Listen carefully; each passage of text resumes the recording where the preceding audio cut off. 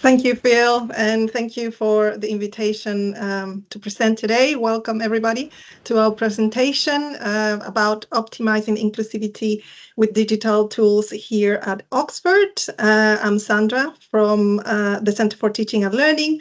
I'm an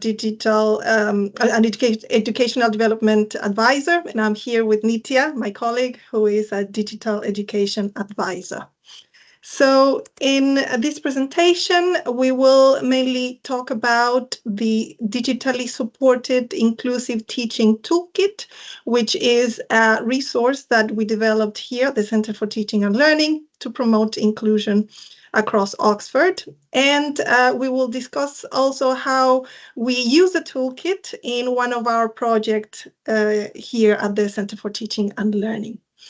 So a little bit of background on the digitally supported inclusive teaching toolkit. It's a resource that we produce here at the Center for Teaching and Learning, and it provides guidance to support staff to enable a more inclusive educational environment here at Oxford. The toolkit promotes practical recommendations on how to use digital tools effectively.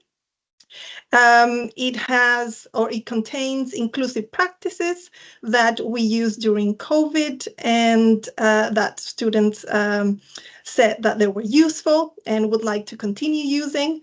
And also the toolkit is aligned with the principles used at the Disability Advisory Service. It includes some of the principles that are in the students' support plans. So that's a little bit of background over there about the toolkit. But what does the toolkit include?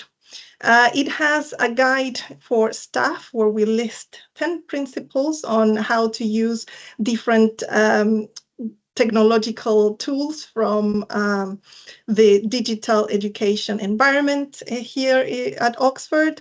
Also, we have reports from student voices saying what kind of tools they found useful during the pandemic and which tools they would like to continue using, which strategies were useful for them as well when working online. Also, we have case studies from experiences, examples of good practice across Oxford, so people can read about what others have done and get inspiration on how to use technology effectively to promote inclusion. In the toolkit, we also have an Orlo reading list. It's a dynamic reading list as we invite people to submit their suggestions on papers, books, blogs, different types of resources that we can include for people to read about evidence using technology effectively. And the toolkit also includes self-evaluation tools for staff and students. Basically, these tools are used in meetings or away days with teaching teams, so they can start talking about or identifying barriers and opportunities for inclusion within their departments and teams. So it's a way to start the conversation, to discuss how to promote inclusive teaching and learning collaboratively. So this is an example of the self-evaluation tool. So basically, this is what we use when we have workshops with academic teams and members of staff here. And we ask them to read about the items here and check whether they have implemented these principles, or they need to work a little bit on that, or if they would like to implement these strategies. So we have listed 10 items which are part of the guidance that we have. For instance, students stated that they would like to have one place like a one-stop shop with materials, information, communication, etc. Here at the Center for Teaching and Learning, we support the VLE Canvas, but also we are aware that at the university, some departments use Moodle. But the important thing is that they have one single portal. Also, we recommend to provide the students with learning materials that are accessible. Basically, here at the Center for Teaching and Learning, we have templates on how to create accessible PowerPoint presentations, for instance. And in Canvas, you can access the resource Blackboard Ally to check whether your PDFs need a little bit of help to be more accessible. So we recommend staff to check for that. Also, we suggest teaching teams to provide, when possible, students with teaching materials in advance, as students have said, that's very useful. So they can review core content as well in multiple ways, either with slides or recordings.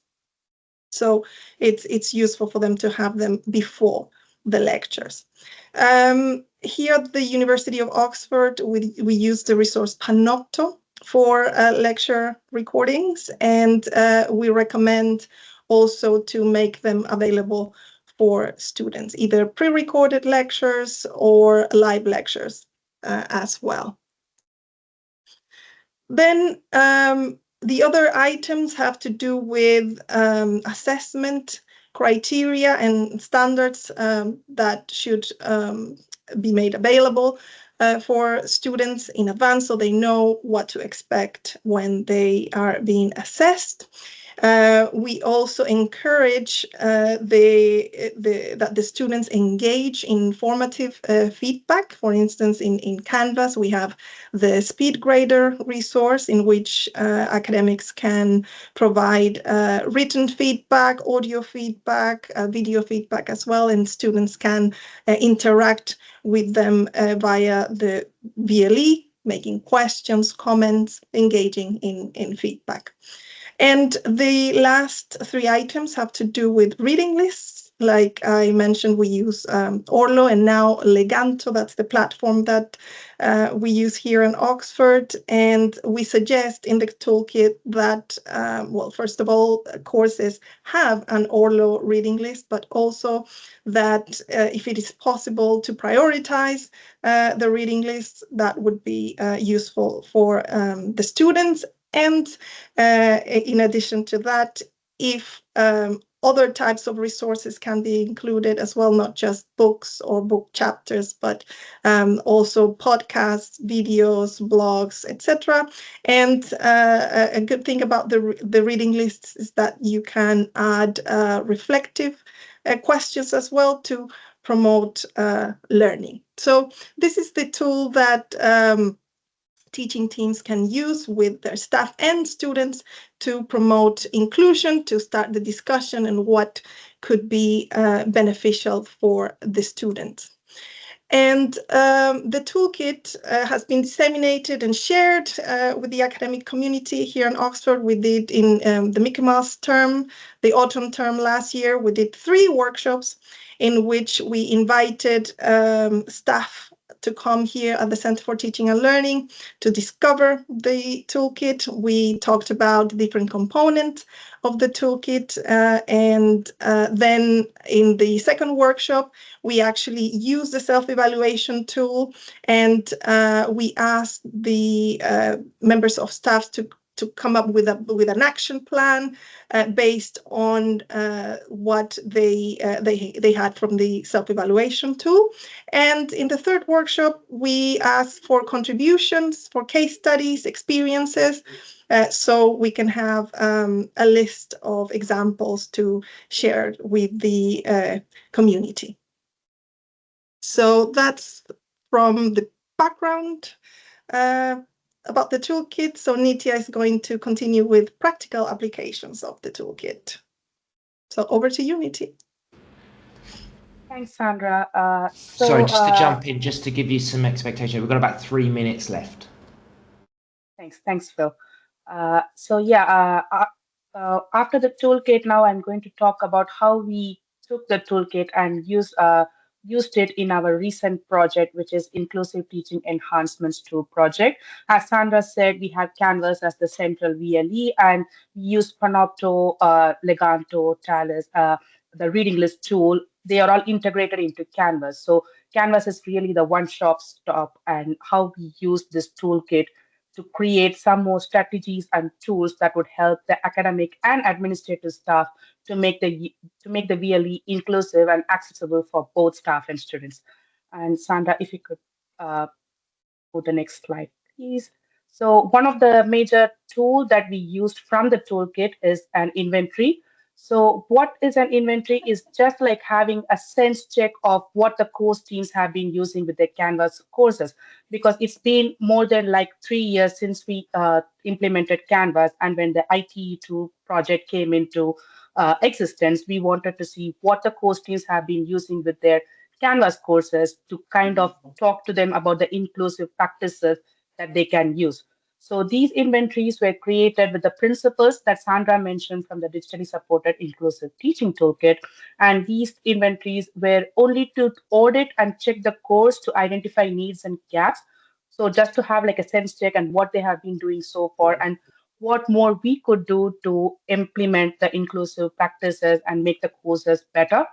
And as a matter of this exercise, these results were not published. It was not like put it in any kind of website or any kind of outside resource. It was very internal, and the findings of the inventories were only used in the sense to use them as a steering points in our conversations with the department, so that we are not really scrutinizing them or telling them this is really wrong. So we are really kind of like making it as a steer to start the conversation about inclusive teaching. Next slide, please. So this is one screenshot of the inventory. As you can see, it's quite long really, but this we created is simply in an Excel spreadsheet. And as you can see, it has some of like yes, no kind of thing, so that we just understand what they have been doing, whether they have got really Panopto recordings, they have got Olo readings. So if they don't have those kind of components, we really talk to them about, you know what, you could have lecture recordings embedded into your Canvas courses, or you could have your reading list so that it's all in under one window, so that students are not really going behind resources or trying to find them where they could find the lecture recording. So this is what the screenshot or the like really a quick snapshot of the inventory that we used. Next slide, please. So another tool, I'm really rushing here, so sorry if I'm like talking a bit more fast. But another really resource that we had used during the project, which have been taken well into the after the life cycle of the project, is an hands-on workshop that we call as Empowering Oxford Educators. So this workshop was aimed at new academics into the university, because people who have been teaching for long, it was very hard to get them to like say, this is a VLE, this is a tool for this is a tool for that, and change it. It was really because change is something not everybody were really comfortable with. So we targeted this workshop with new academics to kind of again take the principles of the toolkit and put it into a workshop where they really get involved with the digital resources and also the principles of the toolkit, and they combine these two together and they go with their own action plan, saying that okay, these are the things that I want to do in my own course. So what we had is exploring the Canvas ecosystem, as I said, not only the VLE, but also the other integrated tools that we have within the VLE, and also the features of the toolkit that Sandra mentioned earlier, which was one of the main feature is the self-evaluation tool that the academics go through during the workshop and really have like a thinking space to think about their courses and how they can make it better and inclusive. And through this workshop, we also gave them an option to come up with their own action plan as to what they can do to make their courses inclusive. And this is one of the workshop photo that happened, and these are the lovely quotes that we got from the participants. And one interesting thing that I want to point out here is even though we marketed or we designed this workshop for new academics, there were people from the university who have been here for 30 years.